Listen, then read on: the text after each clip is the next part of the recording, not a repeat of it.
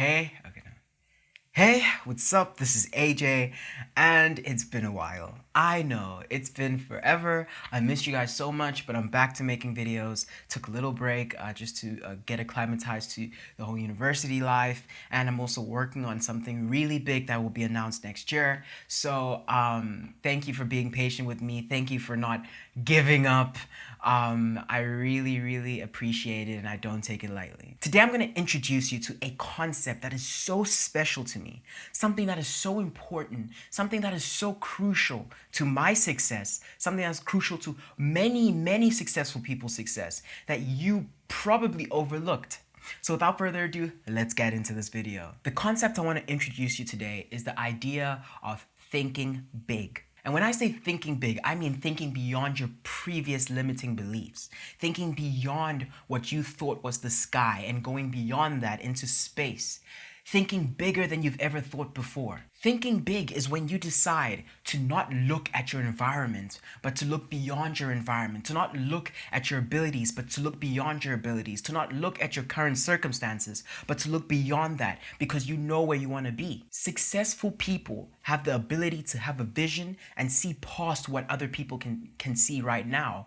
Successful people are able to look past what the world is showing them at the current moment that they're in and to see beyond what they were previously conditioned to see. If you think about it, one fundamental major factor that separates unsuccessful people from successful people is their state of mind. Things that were thought as impossible yesterday have been made possible by visionaries, people that saw beyond what other people chose to see. 100 years ago, having big heavy clunks of metal in the sky, carrying people thousands and thousands of kilometers away from destination to destination was seen as impossible. But now we have it. Someone got obsessed with the process. Someone thought big. Someone decided to go beyond what is normal. And someone decided to actually apply themselves. And they created something called an airplane. Now it takes people from point A to point B faster than they've ever been in history. What I want you to start doing is I want you to start looking at the bigger picture. The bigger picture in life, in business, in relationships. What do you see in the future? If you've been watching my videos for a while, then you know that you should build up this, or you should cultivate this trust in yourself. You should cultivate this full belief and this full dependence upon yourself. You should believe that you are worthy of success, that you can achieve it, and that there's nothing, no one on this earth that deserves it more than you do. I honestly believe every single one of you that are watching this video right now, as you're watching it, you're working on yourself and you are deserving of that success and you are enough. But one thing you should do with your hunger, with your enoughness, with your willingness to work is you should aim it towards something big. Something, yes, it has to be something you can see yourself achieving, but something that is also not too low for your skills, for your abilities, something that really pushes you, something that challenges you, something that motivates you. When you have something big you want to do, when you have a big idea, when you have something you want to achieve that has never been achieved before, or maybe something you want to achieve that nobody around you has ever achieved before, you have to have a vision to accompany it, right? Your vision is your plan. Having a vision means having a clear sense of direction and purpose. If you want to have these big plans, these big ambitions, you have to have a vision. You have to become a visionary. You have to adopt these visionary habits. In order for you to have a real vision and for you to really get to where you want to be, you have to have a plan.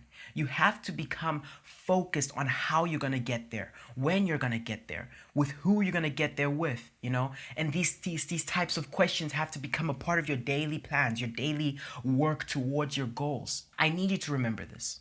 Successful people are always obsessed with the process, yet they need a vision. If you want to be successful in life, you need to have a vision to know where you're going to go, to have a guide as you're going through life, because life is going to throw certain curveballs at you. The success journey, especially when you choose to go beyond what other people have set for you, to go beyond what the world has laid out to you. And if you choose to really go and push yourself above that, the world, it's seemingly like life will throw curveballs at you, will throw attacks at you, battles at you, and although this is all to make you stronger, although this is all to add to your character, it still feels like sometimes you may feel a bit guideless, a bit lost in the sauce, lost in the sauce of life. So if you can see yourself achieving something and you can see yourself really there, you have a vision of where you want to be, then you have to create a plan. You have to lay it out. You have to know at least which direction you're going at. Now, you've probably heard of a vision board, right?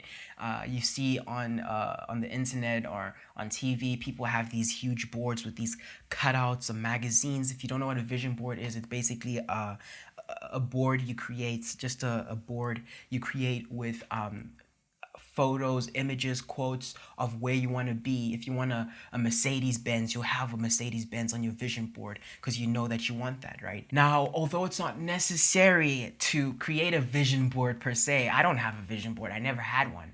But one thing I understand, and one thing you need to understand, is successful people visualize their success. They visualize it because they know that they want to achieve it. You have to make your plan palpable. You have to make it touchable. You have to really see it. One thing that I love doing is I love closing my eyes and I love visualizing the person I want to be. And by taking that image of that person I want to be, that end goal I want to achieve, because I was thinking big, I was thinking beyond the box, I was thinking past what everybody has told me to think, I use that image to fuel me. Whenever I'm feeling low, whenever I feel like I can't continue, I use that image of where I want to be to fuel me. If, for instance, your goal is to lose weight, you want to get that washboard, six-pack ab, fit look about you, and you have moments where you've exercised the whole day, you're eating all the foods you have to, but you're seeing no difference. You feel unmotivated. You feel like nothing is happening. You're not moving. You have to take that vision that you had when you first started, that motivation from that vision that you had when you first begun this journey, and you have to take it back into your head and visualize. Tell yourself, I want to be that person. I want to look like this person. And you have to really connect with that. And that's the one thing that I love about having a vision board. That's the one thing. Although yes, I don't have one, although yes, it's not for everyone. The one thing about having a vision board is that it allows you to see who you want to be, and it allows you to use that motivation or that person to drive you, to fuel you when it gets hard. Look, the key here is you don't have to create a vision board. But what I would prefer for you to do is you have to create a visual reference. You have to create what I call a vision plan. Remember that the road to success is paved with challenges, ups and downs, and your vision plan will act as a guide, will act as a compass to direct you towards the general direction of your goal. You have to use that in order to get past all these difficult parts in life. Now, when I say create a plan, I want you to lay out a few things. The first thing I want you to lay out is what you want to do. What you want to do, who you want to become. If you want to make $1 million, if you want to lose 20 kgs, if you want to reach this certain level in your career, if you want to meet this certain amount of people, if you want to reach this grade, this higher level of being, then you have to understand exactly what you want. You know, a lot of people go through life saying they want something. They say they want to make this certain amount of money. They say they want to have this certain amount of responsibility, but they don't exactly want it. Meaning they know that subconsciously maybe that they if they got what they wanted, they would probably not enjoy it because it'll require a higher level of responsibility, a high level of being. If you get what I mean. You know, a lot of people want to have a successful business, right? Let's say they want a successful business that's making millions of dollars a year. Yet subconsciously they know that if they have this business, they'll have to step up. They'll have to work harder. They'll have to employ more people. They'll have more stress in their life. So you have to really figure out what it is that you want, right? And once you find out what you want, you have to understand exactly why you want that. You have to understand, literally get a piece of paper and write down, hey, I want to lose this amount of kgs. I want to get this promotion. I want to get to this level in my schoolwork. I want to meet this many people. And why do I want to do this? Because I have a vision, because I have a plan. Because if I don't lose this amount of weight, I won't be able to keep up with my family. When we all go out to play, I won't be able to play with my kids kids because I'll be too unhealthy. I won't be able, if I don't make this amount of money, I won't be able to financially support my external family, the people around me. I won't be able to show appreciation to them. If I don't meet this amount of people, then I'll forever be stuck in my social anxiety. I'll forever feel fear whenever it comes to meeting people. And if you understand exactly why you're doing it, if you understand A, what you're doing, and B, how why you're doing it, you can really move on to how you're going to do it, right? Obviously, it'll take some planning, some time, but if you can understand how exactly, or what the most proven path is to get to where you want to be. If you want to lose weight and you say, all right, I'm going to lose weight, and I'm going to lose weight through keto dieting, or I'm going to lose weight through intermittent fasting, or I'm going to lose weight through a Mediterranean diet. You know, I'm only going to eat this this and this. I'm only going to eat this and this. You know, you laying out how you plan to do it. If you want to meet more people, you can say, all right, I'm going to meet 3 people each day, and each time I meet someone, I'm going to work on an aspect of my social self. Whether it's I'm going to work on my storytelling, I'm going to work on being more giving and more complimenting, I'm going to work on being more engaging, I'm going to work on my facial expressions and my body language, I'm going to work on all these things. You have to know at least how you're going to get there. And the last aspect that I want you to highlight in your plan is when. When are you going to get there? All right. You don't have to know exactly when you're going to get to that place, but you have to at least know, hey, by this time next year, I want to have achieved this. By this time next year, I want to have lost this many kgs. By this time next year, I want to have at least met 20 people, 30 people, 40 people, 50 people, 100 people, 200 people. I want to have new contacts on my phone. I want to increase my grades. I want to do this in my relationship. I want to do this. By when do you want to do this, right? If you remember going way back to my goals video, I think it was the first video I uploaded on my channel, I spoke about having a 6-month plan, short-term, mid-term, 6 months to 2 years, and long-term, 2 years to 5 years, or even more, you know, super long-term, 5 years up. It's sort of the same thing. You should know at least, okay, by the end of 2022, I'm going to have achieved this, all right? And you should at least have that with you. You should have that when. You should have that what. You should have that why. You should have that how in your plan. Remember, your vision plan is your map. It's kind of like if you play video games. I'm not sure who's out here watching this that plays video games, but you know that how if you're playing a first-person shooter game, you have the actual game, the actual space where you see your first-person player, and you have the one place where you see the map at the top of the screen. And it's almost like that. When you're on your way to success, when you're moving through this growth period, this self-improvement period, you have the actual map where you're putting yourself into it, you're putting your all into it, you're working your hardest, but you also have your map at the top that's showing you a general landscape, your plan of where you want to go and who you want to be, and motivates you towards getting to the end goal you want. Now, I don't want you to become those people that become very retentive and restrictive and have to stick to the plan. Remember, your plan is your general guide. Your plan is your compass to show you which direction you want to go in. But remember, life is always going to throw you curveballs. Life is always going to throw you ups and downs. Sometimes you may even have to change your plan. Sometimes you have to go around your obstacle to get to where you want to be. Sometimes you have to really just take a step back, be patient, and wait a little bit longer. And sometimes not all goes to plan, but you need to understand that your plan is your general direction. Don't attach yourself to it fully, but at least have a plan to where you're going. You know, remember, having a plan that you have to abandon is way better than having no plan at all. Now, the last thing on your vision plan that is completely crucial, something that a lot of people don't understand, a lot of people overlook, is everybody asks themselves where they want to be, right? Everyone asks themselves where they want to be in 10 years, 20 years, 30 years. I want you to ask yourself something different. I want you to ask yourself who you want to be.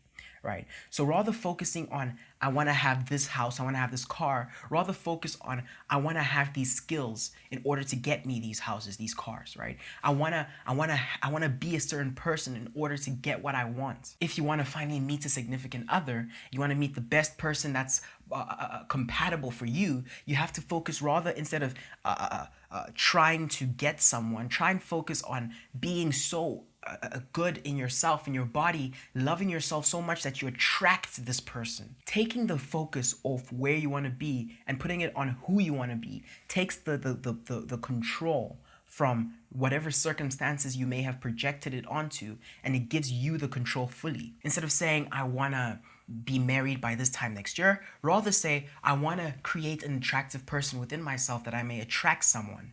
And most of the time, it'll happen way faster than you think. Most of the time, your success will come way faster because you've taken the control from externally, an external person, an external environment, an external event outside of you, and you've placed it in your hands. After creating your vision plan, I want you to create something called a contract to self. You're basically going to write a contract to yourself right now. If you're deciding to take the journey to start thinking big, you see your vision, you see where you want to be, you've created your vision plan, you want to create a contract to yourself. You want to create a binding contract, a binding promise to yourself that you will work your hardest to reach where you want to be, even if it means letting go of certain things in your life, even if it means letting go of certain people in your life. You know where you want to be, and your success is palpable. You visualized your success. You have a visual reference of it. You have your plan, so you know that you need to get there. You're writing a contract to yourself. Now, before I get into the intricacies of what you should highlight to yourself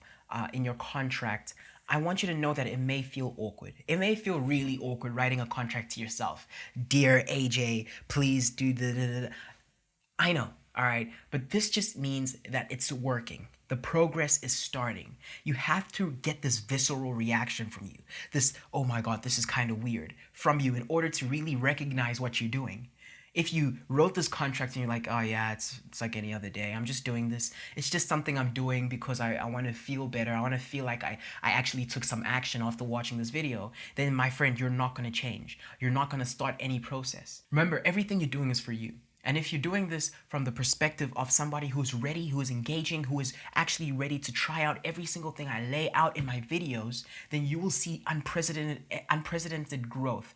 You may look back in your life and be like, okay, look, I know right now it may feel like I'm not moving, but from where I was last year, the AJ last year on the 25th. Oh yeah, by the way, Merry Christmas. The AJ last year on the 25th of December is not the same AJ today, right now, on Christmas Day. You will really understand, or you really thank yourself for taking this process, for taking time to feel awkward writing a contract to yourself, you know? So I'm gonna give you some bullet points, some things that you should highlight in your contract. First off, your contract shouldn't be too short, shouldn't be too long. It can be literally 3 words, 4 words, 5 words. I can do this. I know I can do this. Or it can be 2 pages, 3 pages, 4 pages long. It all depends on how hungry you are. I would recommend having at least 150 words or so in your contract, but that's just me. In your contract, the first thing you should highlight is at least 3 reasons as to why you're doing this.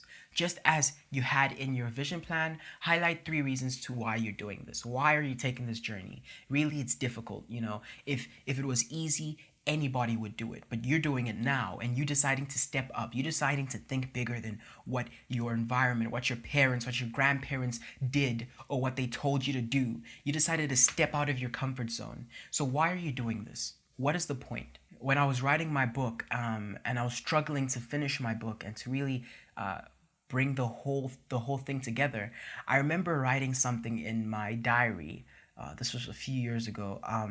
Something that really pushed me, something that made me almost crazy. And it was a simple sentence. It was, I'm gonna get this handled or I will die trying. And that was my mindset. That was my frame. That was the way I looked at the world. I will get this handled. I will finish my book. I will become a better person. I will lose that weight. I'll get that partner. I will become a high self-esteem giving person, whether I die trying or not. You know, I will push myself to the limit. I will get this handled or I'll die trying. I'll get this finance thing handled, or I'll die trying. I'll get this school thing handled, or I'll die trying. I will push myself to the absolute limit. I will work myself to the bone. And again, just as you did in your vision plan, I want you to give yourself a due date. Give yourself a due date of change. I'm gonna lose all this kgs, but I'm gonna do it by September next year. I'm going to do this by 2023. I'm going to do this by 2024. I'm going to do this by next week. You know, you have to be ambitious with this stuff. You have to give yourself a due date, a time where you say, I'm going to achieve this and I'm not going to stop until I do. Something else that you can highlight in your contract to self is what limits you'll set upon yourself. I'll stop speaking to these people. I will stop eating these things. I'll stop hanging out in these areas in order to reach my goal. I have a vision of where I want to be, and I'll do these certain things to restrict myself. I'll stop sleeping late. I'll stop spending so much time on my phone. I'll stop spending so much time doing nonsense, and I'll start focusing on creating that person I want to become.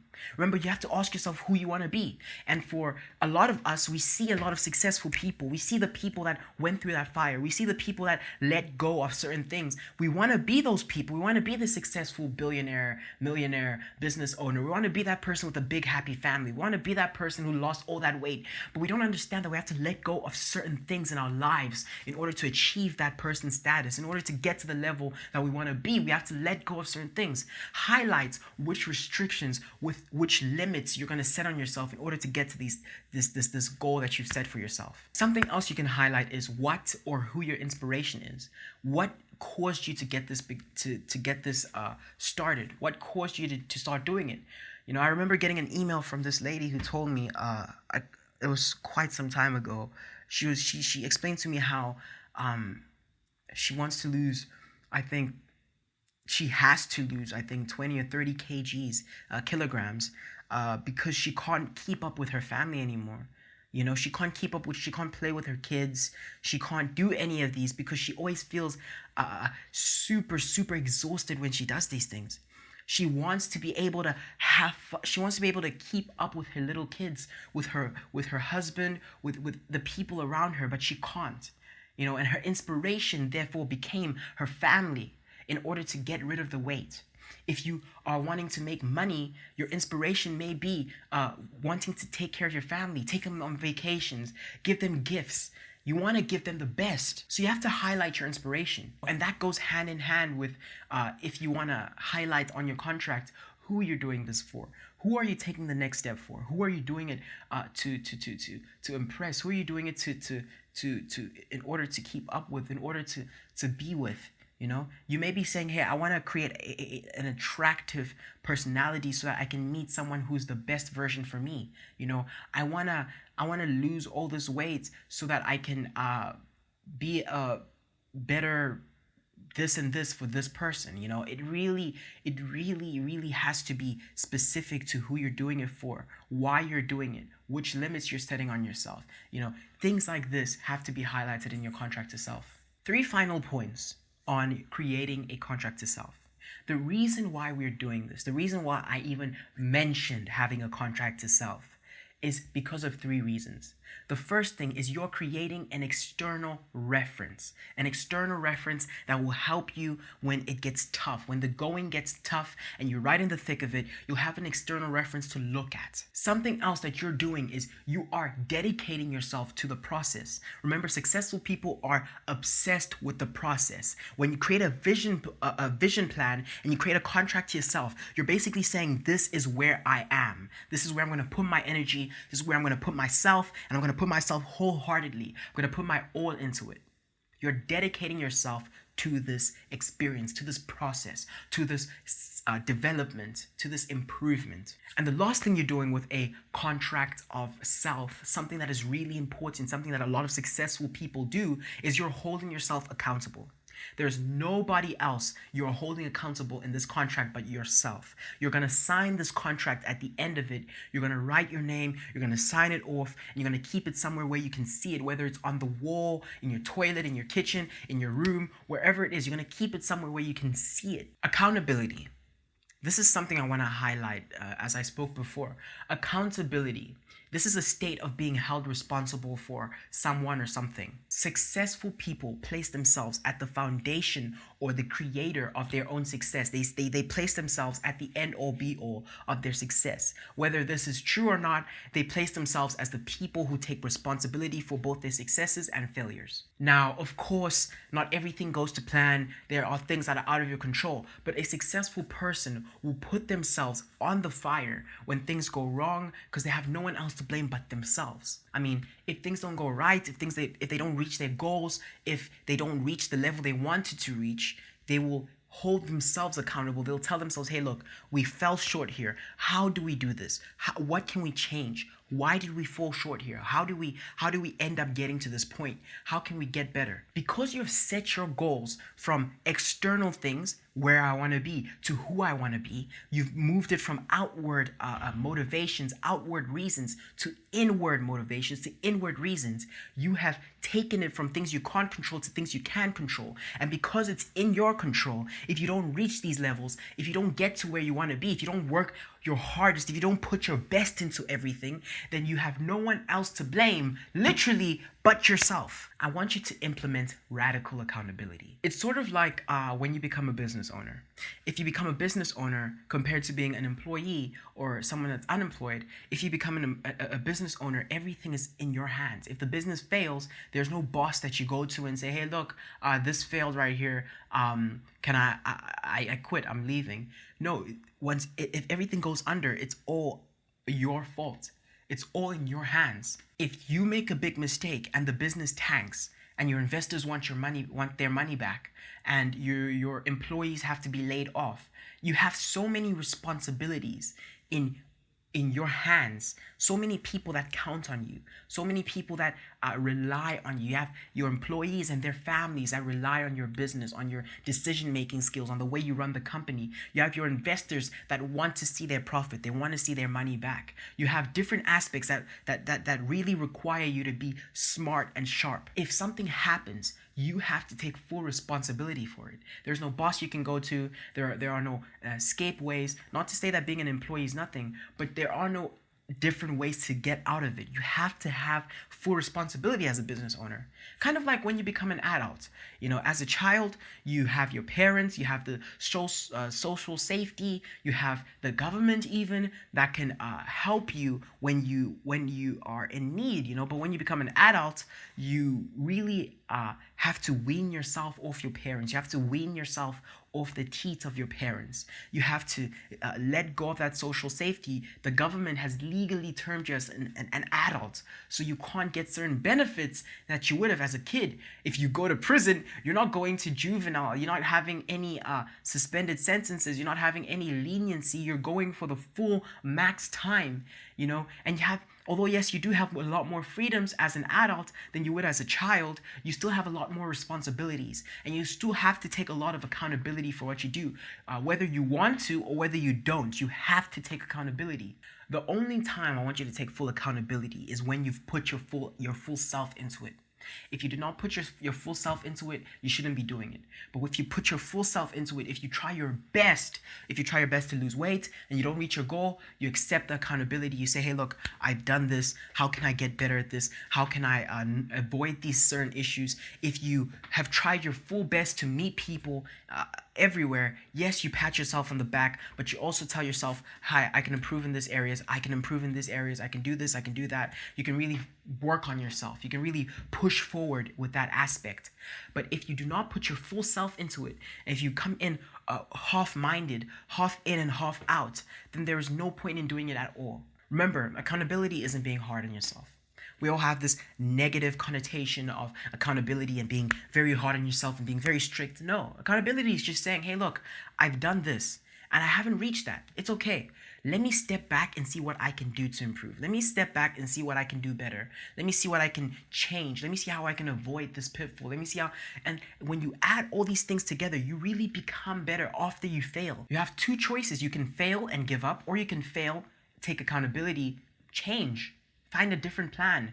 Get better at it.